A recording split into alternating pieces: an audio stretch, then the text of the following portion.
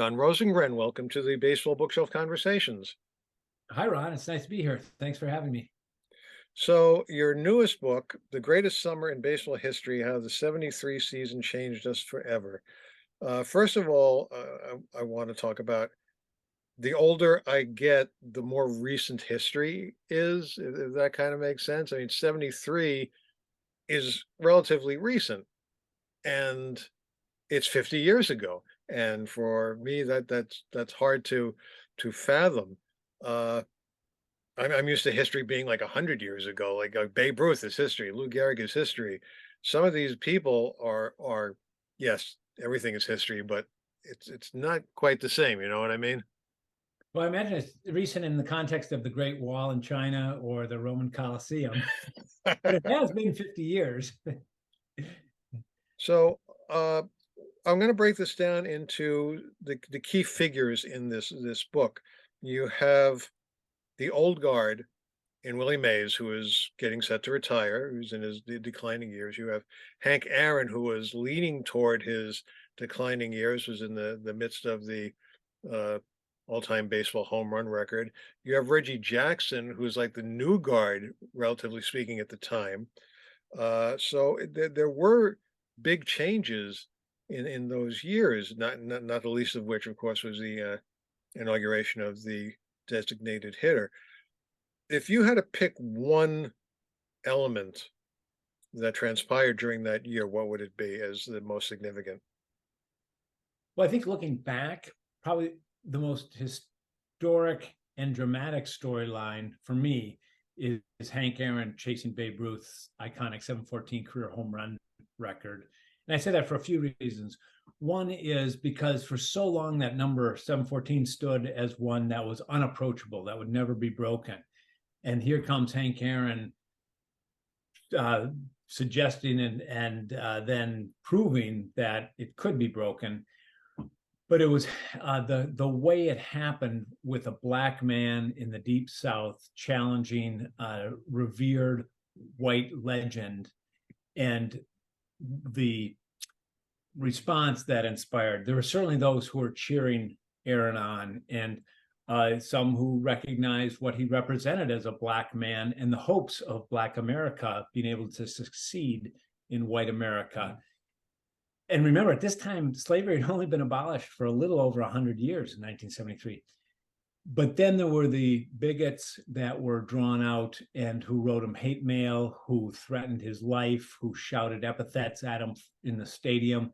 And the fact that Aaron was able to persevere through this ugliness and achieve this historic moment and be embraced by the majority of fans and a majority of America, I think is admirable and heartwarming, and stands up today as a even almost more relevant story in the racial reckoning we've had in the 3 years since George Floyd, who was killed 3 miles from where I'm sitting right now. Uh, then on the flip side, you have Reggie Jackson, who is just coming into his own, and he's not taking guff from anybody. Not the press, not Charlie Finley, the owner of the team.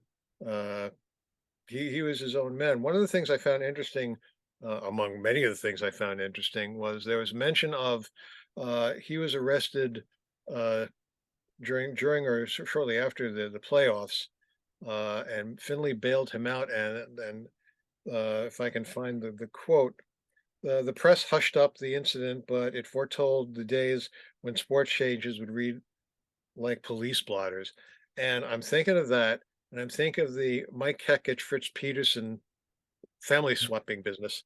And prior to Ball Four, which had come out 3 years uh, before that, the press would never talk about any of this kind of stuff. I'm sure players were arrested for drunkenness or domestic violence, but you would never read about that kind of stuff in the press. Cesar Cedeno, the All-Star center fielder, was charged with murder of a 19-year-old girl, I believe, at that time, and it just didn't make the headlines the way it does today. And it was there was a change in mentality in the press as well as with the players. And so, yes, it was a different age for sure. I mean, we had Mickey Mantle and Billy Martin and the Copacabana and Mhm. those sorts of events.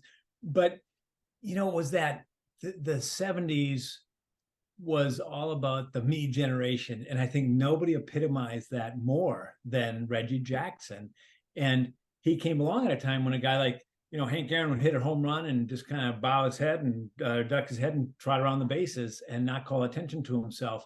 Whereas when Reggie hit a home run, first of all, he told you he was going to hit a home run, and then he hit a tape measure home run, and then he was doing all this chest thumping to get you to notice, hey, I just hit a home run.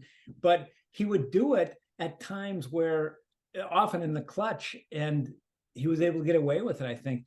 But I see Reggie as the prototype of the modern superstar. It's like the beginning of the bat flip days, and the guy saying, "Hey, look at me." I mean, today we'd hardly notice Reggie Jackson. He wouldn't stand out for his bravado and braggaggio as he did back then.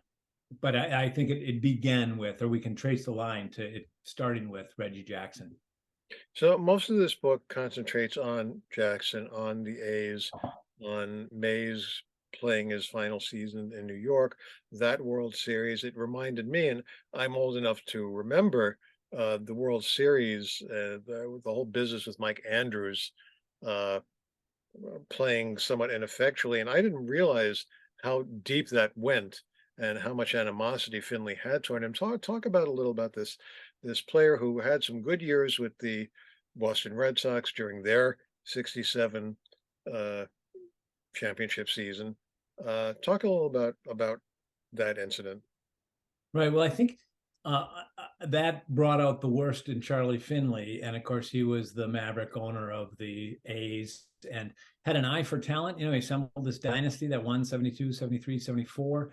But at the same time, he was a showman. Calvin Griffith, the owner of the Minnesota Twins at the time, called him, and not with affection, the P.T. Barnum of baseball. He put ball girls in hot pants, and he wanted to use orange baseballs. And he was one of the guys who pressed for the what he called the permanent pinch hitter, and became the designated hitter. Um, but he was also he bullied his players, particularly with his checkbook, and it was never worse than when he obtained Mike Andrews. I think he came from the White Sox at the time in the '73 season. The A's had a hole at second base, and Finley thought maybe Andrews could fill it. And Andrews made a couple of errors in a critical game, or late in the game 2, and the A's lost that game. And so Finley forced Andrews to sign a statement saying that he had arm problems so they could put him on the DL and activate another player. And Finley said, "No, I don't have arm problems. That's not the issue." And Finley just coerced him into signing that. And poor Andrews felt so ashamed and defeated, like he had no recourse, no allies.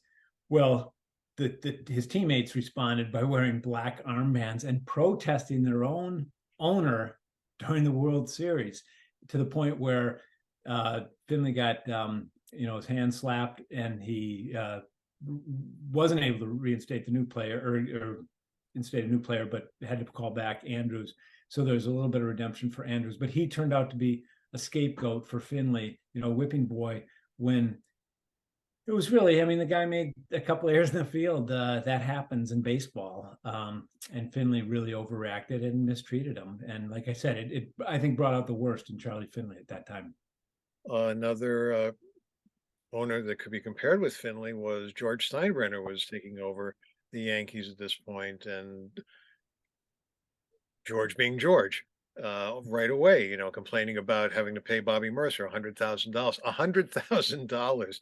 I mean, I looked, and I just want to check.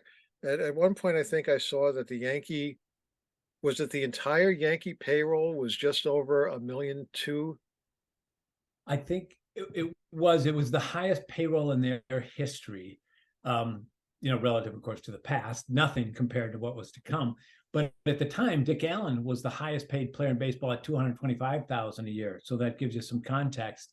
And I think the Yankees had only had two other $100,000 players at that point, DiMaggio and Mantle. And so um, Steinbrenner, famously bought the Yankees at a low point in their history. In 1973, they hadn't been to the World Series for 8 years or so, or 9 years. They, losing records, they're losing money. Fans weren't turning out, and he promised to restore their faded glory and ushered in that era of big money for the Yankees. At the time, he got the team for like $10 million. And then after you threw out some parking, or CBS bought back some parking ramps, I think it was $8.2 million that Steinbrenner invested in what is now worth well over $1 billion franchise. Anyway, he said he famously, he's going to stick to building ships. But by the end of spring training, he had given the manager a list of guys who needed haircuts, and he had signed players to contracts making them the highest paid team in the history of the Yankees. And then, of course, he meddled so much that by the end of the season, the manager, the general manager, and his primary partner had all quit. Again, a sign of things to come with his love affair with Billy Martin. It still boggles the mind, and especially I'm thinking of your younger readers of this book who will look back and, $1 million won't, I mean, that's almost the minimum salary these days, I think. So for the whole team to make that amount of money is fascinating. Now this book was originally published about 15 years ago, and you've updated it a little bit. And of course, this is the 50th anniversary of the 73 season. In preparing a book like this, what surprised you most in doing your original research and then in tweaking it a little bit? What made the final cut of the tweak that wasn't in the original? Well, I turned 9 during the season of 1973, and I remember following it as a fan. And so to go back as an adult and do research, I looked at the season through a different lens, and I gained understanding to events that I only had a cursory knowledge of or understanding at the time. So that was fascinating to me, to learn more of the life stories of these players and sort of what was at stake in their lives and what was happening. And, the Willie Mays and how he was on his decline and how painful that was for New York fans to watch. But it was in going, the book had been published 15 years ago originally. We gave it a new cover, new title, and I went back and reread it just before it was reissued so that I could familiarize myself, because obviously I'd forgotten some details over the course of 15 years. And the thing that struck me most in rereading it was the similarities between George Steinbrenner, who was a narcissist and a liar and, dishonest to the core, making illegal campaign contributions and then demanding his employees sign false statements about them when the federal government was investigating him. And a guy, driven by the insatiable need for his father's approval. Anyway, that just struck me how much he resembled a certain politician that has been prominent in America recently. And it was uncanny because obviously 15 years ago when I was writing that, it was pre-presidency days for that man. And I wasn't thinking about him, but rereading it, I was struck by those similarities. And also just how, in some ways, you're saying 50 years doesn't seem that long ago. It doesn't when we look at how things haven't changed or how things remain the same. So one of my big bugaboos is in titles. So I'm calling you on this. How the 73 season changed us forever. What about that season do you think changed us forever? Well, top of the list has got to be the designated hitter rule, because that ushered in a new era of baseball. I mean, there's baseball before the designated hitter rule and after, and finally the National League now has implemented it fully, and so that's changed the game, I think, to a point where even statistics over the years are difficult to compare. Certainly, the infusion of big money into the game, ushered in by George Steinbrenner, changed the game forever. I think maybe even Hank Aaron's home run pursuit and the way that riveted the nation. Newsweek magazine called him the most watched man in America, or something to that effect. at the time. And I mean, NBC was interrupting its programming in September every time Aaron hit a home run to show a clip of it. And that sort of fascination with home runs has certainly changed the game and how we view it. I mean, we had the home run derby last night. So, and as I mentioned before, the changing the guard of the superstars, Willie Mays passing the torch in the World Series to Reggie Jackson, again, has changed things. And I think what we find acceptable in sport changed. The 73 stretched the parameters of that and the boundaries of that. And so there's, I think, more tolerance for the sort of braggadocio that Jackson brought to the game, among other things. So that's a top of the head list for you. One of the things that you mentioned about the media breaking into games and the way they covered things, you point out that in 1973 there was no 24/7 coverage. There was no ESPN. Now, I mean, you read today that the New York Times is shutting down their sports department. Right. I find that unconscionable, but I'm an old guy. Mhm. So one of the things you used to, especially as a younger person, right away you go to the sports page first before you even read the news. You go to the sports pages, uh, and even since COVID had its impact on sports, and the Times consolidated its sports to the point where they don't even cover the Mets or Yankees anymore because there are plenty of other avenues you can find that information on up to the second basis. And Right. that's one of these, one of these get off my lawn type things that I, I go through right now. Uh, Comparing this to some of your other books, you wrote a very well received biography of Hank Greenberg. Uh, so that was a single topic book. This is a multiple topic book. What is the difference in the depth and manner of research that you do for these different books? Well, with Hank Greenberg, it was a deep dive into one man's life, but also the context of that life. And so the period of history when he came of age, and then certainly when he played in the 30s and 40s, and afterward when he was involved in the game as a general manager and owner and et cetera, but primarily as a player, I think, as you well understand, having written about Hank Greenberg yourself, it was the time he played that was so significant, particularly since he was Jewish and of all the anti-Semitism, not just in Europe, but in the United States. And so trying to put his career in the context of those times, so it to uh, extract the full meaning of his career and his life was the challenge there. With a book like the one I just wrote, or the one on the 73 season, it's more looking at how the game was played within the times and how it may have changed the future and impact, had a lasting impact in some of the ways I mentioned later or previously. But it's so it was looking at what was going on then and how maybe things have changed since then as a result. And um, it was certainly more of a broader a survey rather than a deep dive into one person's life. So there are those five primary storylines of Steinbrenner, the DH rule coming into effect, told through Orlando Cepeda's story as the first man hired specifically as a designated hitter, Hank Aaron's pursuit of Babe Ruth's home run record, Willie Mays' decline, Reggie Jackson's rise, and how those two met up in the World Series with the Mets playing the A's. Another book that I found fascinating was titled "The Fight of Their Lives," and it was specifically about one incident in baseball history, the fight between Juan Marichal and John Roseboro.